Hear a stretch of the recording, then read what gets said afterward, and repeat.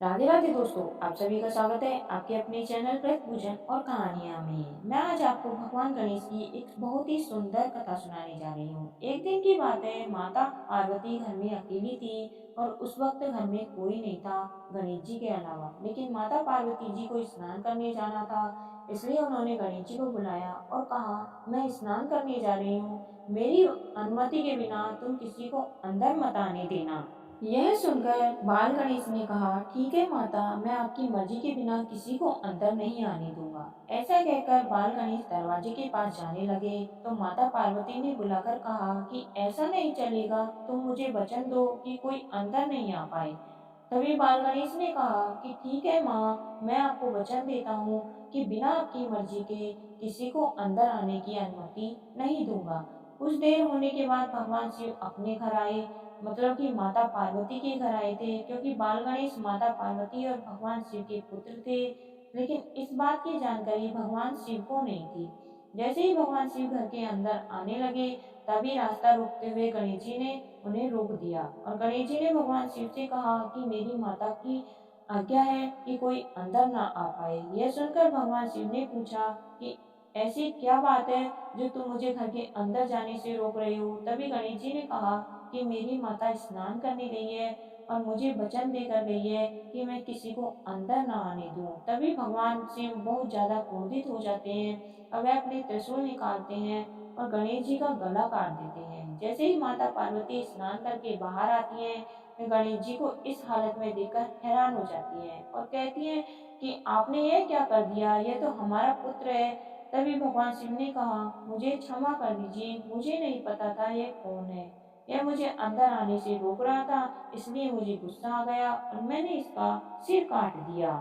तभी माता पार्वती गुस्सा हो गई और कहने लगी कि मेरा पुत्र मुझे वापस किया जाए। इतने में भगवान शिव ने सोचा कि मैं इसे दोबारा तो उसी सर से जिंदा नहीं कर सकता, लेकिन अगर तुम कहो तो मैं इसे किसी दूसरे के सर से जोड़कर तुम्हारे बेटे को जिंदा कर सकता हूँ। तब माता पार्वती ने भी अपनी सहमति दिखाई और कहा कि ठीक है, मेरे पुत्र को जिंदा किया जाए। तभी बगल में खड़े नंदी को भगवान शिव ने कहा कि तुम सीधा जंगल चले जाओ और जंगल में तुम्हें सबसे पहले जो भी जानवर दिखाई दे उसका सिर काट कर ले आओ।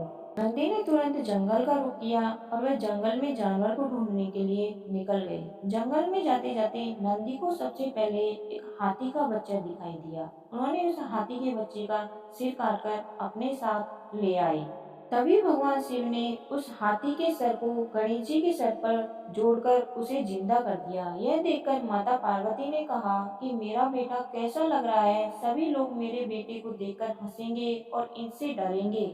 तभी भगवान शिव ने कहा कि तुम व्यर्थ ही चिंता कर रही हो, मैं इसे जिंदा ही नहीं करूंगा बल्कि जिंदा करके पूरी तरह से वरदान भी दूंगा कि सभी लोग किसी भी शुभ कार्य में सबसे पहले भगवान श्री गणेश को याद करेंगे और यह उनका करना अनिवार्य हो जाएगा। तब से लेकर आज तक किसी भी शुभ कार्य करने से पहले भगवान श्री गणेश जी को स्मरण किया जाता है। किसी भी शुभ कार्य करने से पहले, चाहे शादी हो या किसी भी प्रकार की कोई भी नई चीज का उपयोग करने से पहले भगवान श्री गणेश जी का पूजा करना अनिवार्य माना जाता है। उनके पूजा करके बिना किसी भी चीज का उद्घाटन नहीं किया जाता, नहीं तो कोई कार्य शुभ किया जाता है। उनकी पूजा के बिना हर कार्य अशुभ माना जाता है। तो बोलिए गणेश जी भगवान की जय। कहानी सुनने वाले और सुनाने वाले सभी का भला हो, आपकी सभी मनोकामनाएं पूर्ण हो। अगर आपको मेरी ये कहानी अच्छी लगी हो तो आपके अपने चैनल को सब्सक्राइब करें। धन्यवाद। आपका दिन शुभ हो।